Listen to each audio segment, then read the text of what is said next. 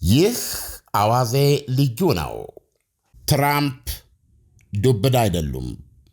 ከዛሬ 40 ዓመት ገደማ በፊት አንድ ስመጥር አሜሪካዊ በሦስት የታወቀ የአገሪቱ ጋዜጦች ላይ የሙሉ ገጽ ማስታወቂያዎችን አወጣ። የማስታወቂያዎቹ መልእክት ዩናይትድ ስቴትስ አሜሪካ የዓለም ዲሞክራሲዎችን ወይም ዲሞክራሲያዊ ሀገራትን ህልውና ለመጠበቅ ዋስ ጠበቃ መሆኗ በምን ምክንያት ነው ሲል የሚጠይቅ ነበረ። ለ10 ዓመታት ይላል ከ40 ዓመት በፊት ገደማ የታተመው ማስታወቂያ መልእክት ሲጀምር፣ ለ10 ዓመታት ጃፓንና ሌሎች ሀገራት አሜሪካንን እየተጠቀሙባት ነው። ለምንድን ነው እነዚህ ሀገራት የእነሱን ጥቅሞች ለማስጠበቅ ብለን ለምንከፍለው የህይወት መስዋዕትነትም ሆነ ለምናፈሰው ቢሊዮን ዶላሮች የማይከፍሉት? የራሳችን ንብረት ያልሆኑ መርከቦችን ስንጠብቅ ለአጋሮቻችን እንጂ ለእኛ የማንፈልገውን ነዳጅ ስንጭን እየተመለከተ ቀሪው ዓለም በአሜሪካ ፖለቲከኞች ልቡ ፍርስ እስኪል ድረስ ይስቃል፣ ይሳለቃል ይል ነበር ማስታወቂያው። በፈረንጅ አቆጣጠር 1987 የወጣ ማስታወቂያ መልእክት ነበረ። በኢትዮጵያ 1979 ማለት ነው። ይህን ማስታወቂያ በሦስት የታወቁ የአሜሪካ ጋዜጦች ሙሉ ገጾችን እየገዛ ያተመው ባለ ሀብት የድረ ሁለተኛው የዓለም ጦርነት ፕሬዚደንት ሃሪ ትሩማንን የዩናይትድ ስቴትስ አሜሪካንን የዲሞክራሲና የሰብአዊ መብቶች ዓለም አቀፋዊ ዋስትና ሰጭና ጠባቂነት ልዕለ ኃያል ሚና ላይ ስር ነቀል ጥያቄ ያስነሳ ነበረ። ሰውየው በትክክል ቀልባሽ ተብሎ ሊገለጽ ይችላል። ቀልባሹ ያን ማስታወቂያ ሲያወጣ ዕድሜው 40 ነበር። ወጣት ባይባል እንኳ አፍላ ጎልማሳ። ያኔው አፍላ ጎልማሳ የድረ ሁለተኛው የዓለም ጦርነት አሜሪካ መራሽ ሊበራል ኢኮኖሚና ዲሞክራሲ ውቅር ወቃሪ ተቃዋሚ ወይም ቀልባሽ ፖለቲከኛ፣ በታምኑም ባታምኑም የዛሬው የ78 ዓመቱ 47ኛው የዩናይትድ ስቴትስ አሜሪካ ፕሬዝደንት ዶናልድ ትራምፕ ናቸው።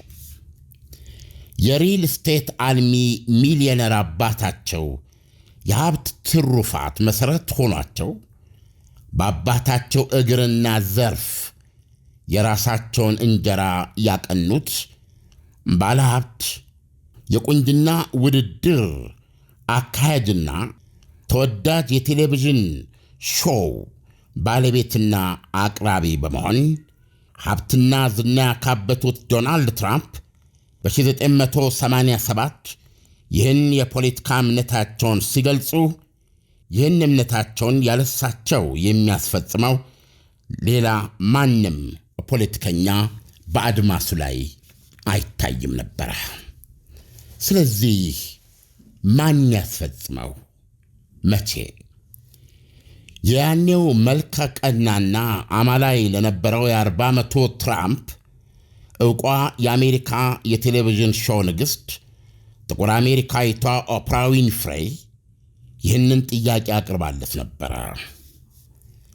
መቼ ነው ለፕሬዝደንትነት የሚወዳደሩት አለችው። በዚህ ጊዜ አላላትም። እንደማሸንፍ ሳላውቅ ወይም ካላወቅኩ በስተቀር አልወዳደርም።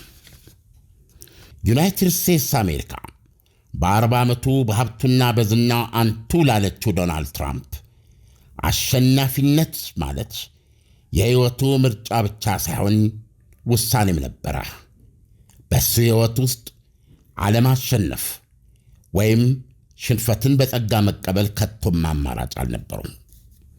ይሄ መላ እሱነቱ መላ ህልውናና ማንነቱ የተገነባበት የመሠረት ድንጋዩ ነው።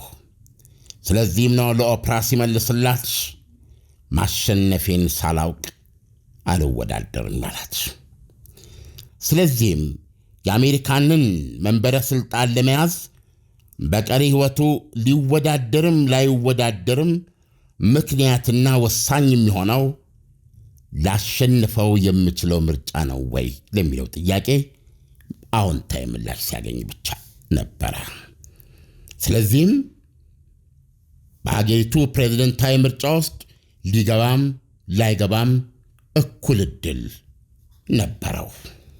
ጎልማሳው ትራምፕ ያን ጥያቄና ምልልስ ባደረገበት ወቅት በሥልጣን ላይ የነበሩት የዩናይትድ ስቴትስ አሜሪካ ፕሬዝደንት ሮናልድ ሬገን ነበሩ። ሬገን ከ1981 እስከ 1989 በፈረንጅ የሁለት ዘመን ሥልጣናቸውን የገዙ ፕሬዝደንት ነበሩ። በሥልጣን ዘመናቸው ከሁለተኛ ዓለም ጦርነት ማግስት ጀምሮ የአሜሪካ መሩ ምዕራቡ ዓለም ባላንጣ ሆኖ ራሱን የከሰተውንና ያንሰራፋውን የሶቪየት ኅብረት መር ኮሚኒዝምን ወደ መንፈሳዊነት ባዘነበለ ኃጢአተኛነት፣ ሰይጣንነት፣ ጋኔልነት ነበረ የሚከሱት የሚንገሸገሹት። እኩይ ኤምፓየር ነበር የሚሉት የሶቪየት ኮሚኒዝምን።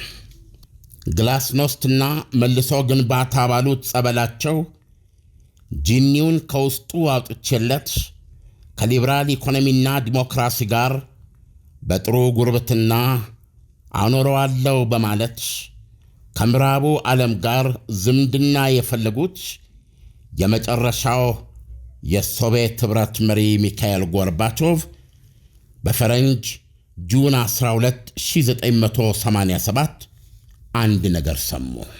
የአሜሪካ መራሹ ሊበራል ኢኮኖሚና ዲሞክራሲ ከሶቪየት መሩ ሶሻሊስታዊ ኢኮኖሚና ኮሚኒዝም ጋር በምንም መልኩ አብሮ ሊኗኗር ማይችል ወይ እሱ ወይ እኔ ብቻ ሊፈጽመው የሚችል የጥሩና የእኩይ ልዩነት ነው ብለው የሚያምኑት ፕሬዚደንት ሮናልድ ሬገን ጁን 12 1987 በኢትዮጵያ ሰኔ 5 ቀን 1979 በወቅቱ የምዕራብ ጀርመን ጉብኝታቸው የሀገሪቱ ዋና ከተማ ቦን ውስጥ ቆመው ሁለቱ ጀርመኖችን በሳቸው እይታ ጥሩና እኩይ አድርጎ ለ10 ዓመታት የከፈለውን የበርሊን ግንብ የሶቪየቱ መሪ ሚካኤል ጎርባቾቭ ያፈርሱት ዘንድ ጠየቁ።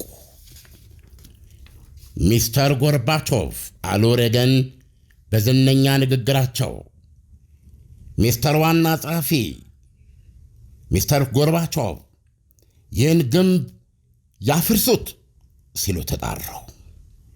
ሚስተር ጎርባቾቭ tear down this wall ነበር ያሉት። ሬገን በዚህ ጥሪያቸው መልካም እኩይን ያሸንፍ ዘንድ ዓለምም መልካም ትሆን ዘንድ ማለታቸው ነበረ። ጥሪው ክሬምሊን ብቻ ነበር የሚያስደነገጠው። ከግንቡ በስተምስራቅ የኬጂቢ ጽሕፈት ቤት ውስጥ ለነበሩት የሶቪየቱ ቀንደኛ ሰላይና ተጋዳይ የ34 ዓመቱ ቭላዲሚር ፑቲንም እጅግ በጣም ሰቅጣጭ ነበረ። ይሁንና ሬገን እንደጠየቁት ጎርባቾቭ የዝምታ ተሳታፊ በሆኑበት ክስተት በ1989 በኢትዮጵያ 1981 ወይም 82 ዓመተ ምህረት የበርሊን ግንብ ከምስራቅ ጀርመን በኩል ተገፍቶ ፈረሰ። ጀርመን ተቀላቀለች፣ ወይም ምስራቅ ጀርመን ምዕራብ ጀርመን ተቀላቀለች። ፑቲን ያኔ የ36 ዓመት ወጣት ነበረ። አሜሪካ ዲሞክራሲያዊ ሀገራትን በደምና በገንዘቧ ያለምንም ክፍያ መጠበቅ የለባትም፣ ሞኝ ሆና መቀጠል የለባትም ሲል ድምፁን ያሰማው የአሜሪካው ዶናልድ ትራምፕ ያን ጊዜ 42 ዓመቱ ነበረ። ታሪኩ በቀጣይነት የሚቀርብ ነው። ይህ አዋዜ ልዩ ነው።